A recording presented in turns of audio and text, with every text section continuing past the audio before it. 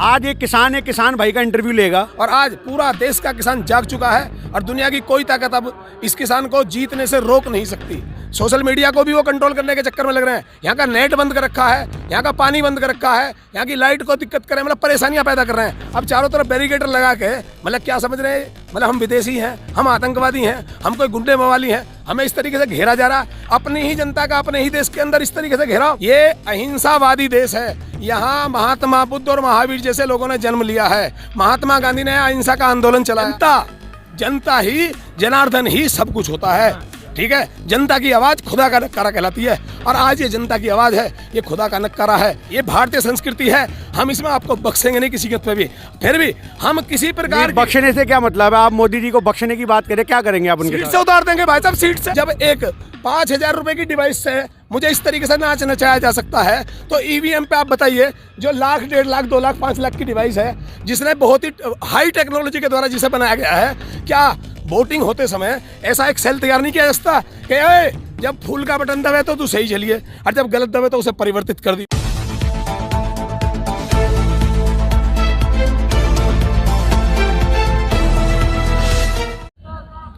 मैं गिन्नी सानी लगातार गाजीपुर बॉर्डर से आपके साथ जुड़ा रहता हूं। आपको पता होगा आज एक किसान भाई का इंटरव्यू लेगा क्योंकि उनकी रणनीतियां बहुत अच्छी लगी हमें सुनने में। तो सबसे पहले तो हम उनसे ये पूछना चाहते हैं कि आज 26 जनवरी के बाद जो अचानक से आंदोलन का नियम मोड़ आया है उसे आप किस तरीके से देखते हैं? आपका नाम? मेरा अशोक सरोई नाम है, मैं बुलंदशहर से हूँ और मैं बहुत पुराना किसान यूनियन का कार्यकर्ता हूँ। मेरे भाई ने इस किसान यूनियन के लिए बलिदान भी दिया। मेरे बड़े भाई थे विजेंद्र सिंह सरोई, तो मैं उनका छोटा भाई हूँ। और मैं ये कहना चाहता हूँ कि जो हमारी ये जो 26 जनवरी के बाद जो भी हुआ है वो प्रकृति ने एक ऐसा मोड़ दिया है कि आज आंदोलन पूरे देश के कोने कोने में और घर घर तक पहुंच चुका है। देखो, मैं एक बात कहनी चाहूँगा कि कृषि प्रधान के साथ साथ ये भावना प्रधान भी देश है।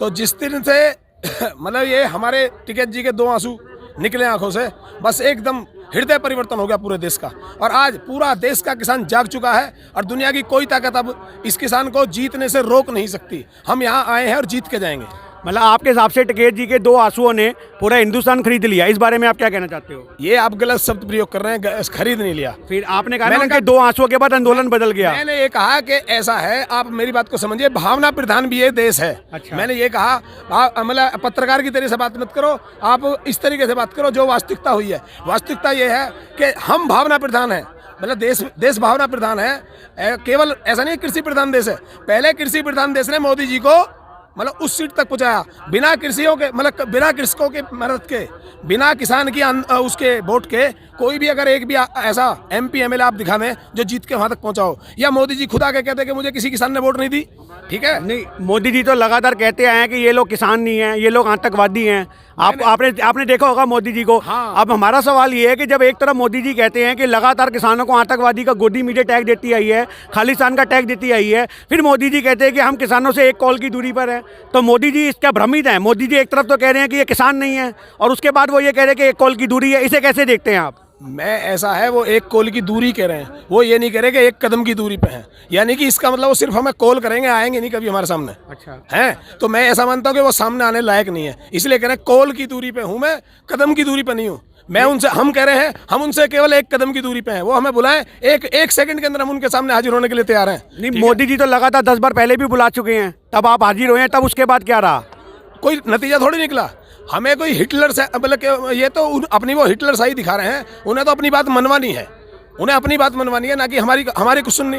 मतलब जब सुनने के लिए तैयार नहीं तो उसका कहने का फायदा क्या है? तो जब 10 बार उन्होंने आपकी बात को नकार दिया तो 11वीं बार आप क्या उम्मीद लेकर के जाओगे जो वो कह रहे कॉल की दूरी है? ऐसा है, हमें उनसे कुछ नहीं मिला। हमारे पास इस जंग को जीतने के लिए हमारे पास अपनी खुद की कार्य योजना है। हमने अपना एक किसानों का IT सेल बनाया है जो सोशल मीडिया, क्योंकि हमारा पूरी तरीके से आप भी जानते हैं सोशल मीडिया साथ नहीं दे रहा। जो आप जैसे लोग हमारा साथ दे रहे हैं उन्हें पकड़ पकड़ के अंदर बंद करा जा रहा है। आप कैसे बचे हुए हैं इस बात को मैं नहीं जानता, लेकिन फिर भी जैसा कुछ है, मतलब सोशल मीडिया को भी वो कंट्रोल करने के चक्कर में लग रहे हैं। यहाँ का नेट बंद कर रखा है, यहाँ का पानी बंद कर रखा है, यहाँ की लाइट को दिक्कत कर रहे हैं, मतलब परेशानियां पैदा कर रहे हैं। अब चारों तरफ बैरिकेटर लगा के मतलब क्या समझ रहे हैं, मतलब हम विदेशी हैं, हम आतंकवादी हैं, हम कोई गुंडे मवाली हैं, हमें इस तरीके से घेरा जा रहा। अपनी ही जनता का अपने ही देश के अंदर इस तरीके से घेराव। नहीं, वो तो मान रहे ना आतंकवादी, जब भी तो उन्होंने ऐसा घेराव किया। नहीं, आप मेरी बात सुनिए, उन्होंने तो आपके जो टिकैत साहब नेताजी हैं, हमारे भी नेताजी हैं, उनके ऊपर UAPA एक्ट लगाया है। आपको पता होना चाहिए वो एक्ट सिर्फ और सिर्फ खालिस्तानियों पे लगता है, आतंकवादियों पे लगता है, नक्सलवादियों पे लगता है।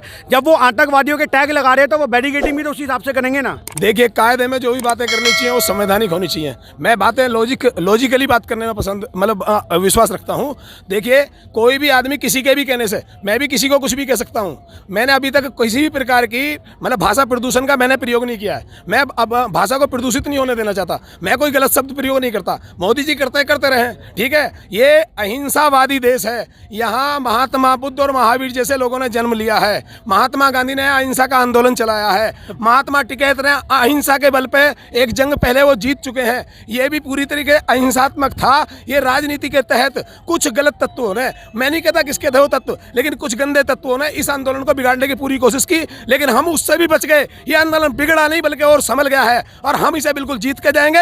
हमने अपना एक IT सेल तैयार किया है और हम देश के कोने कोने में अपनी खबर फैलाने के लिए हमने अपना खुद का सोशल मीडिया IT सेल तैयार किया है, जिसके अंदर कम से कम आज की डेट में 10,000 सोशल वॉलंटियर मुझसे जुड़ चुके हैं। मैं प्रत्येक व्यक्ति से एक ही बात कह रहा हूं, मंच के द्वारा मैं कह चुका हूं कि IT सेल में जुड़ने के लिए केवल लिखो मैं हूं किसान, मैं हूं किसान, बस ये लिख के भेजो, आप IT सेल में कनेक्ट हो जाएंगे और आपको सारी इन्फॉर्मेशन यहाँ के आंदोलन की जाएगी, घर घर तक बात पहुंचेगी। मैं किसानों से ये संदेश दे रहा हूं, बराबर लगातार कह रहा हूं कि आप यहाँ ज़्यादा आने की कोशिश मत करो, यहाँ की व्यवस्था खराब मत करो, केवल अपने घर पर रहो और जाके अपने क्षेत्र के जो तुम्हारे सांसद हैं उनका घेराव करो और उनसे एक बात पूछो कि क्या तुम हमारी वोट के बिना बन गए? हमारी वोट हमें वापस दो। राइट टू रिकॉल का अधिकार बेशक ना हो, लेकिन अगर जनता चाहे तो मुकदमा ठोक सकती है और किसी को भी वापस बुला सकती है। ऐसी बात नहीं है। जनता ही, जनार्दन ही सब कुछ होता है, ठीक है। जनता की आवाज़ खुदा का नक्कारा कहलाती है और आज ये जनता की आवाज़ है, ये खुदा का नक्कारा है। इस देश के 6,64,435 गांवों तक मेरी आवाज़ पहुंच चुकी है। मैंने ऐलान कर दिया है कि मोदी जी, आप किसी भी हाल में अब की बार दोबारा चुनाव अब करा लो और करा के हमसे जीत के दिखा दो। एक बार तुमने बेवकूफ़ बनाया, 2 बार तुमने बेवकूफ़ बनाया, ठीक है। आपका असली चेहरा हमारे सामने आ चुका है। आप वाकई बहुत ही बुरी तरह से किसानों को पस्त करना चाहते हैं। उनकी ज़मीनों पर नज़र, हमारी माँ पर नज़र, जो माँ पर नज़र करेगा वो छोड़ देगा हिंदुस्तान के अंदर। ये भारतीय संस्कृति है, हम इसमें आपको बख्शेंगे नहीं किसी कीमत पे भी।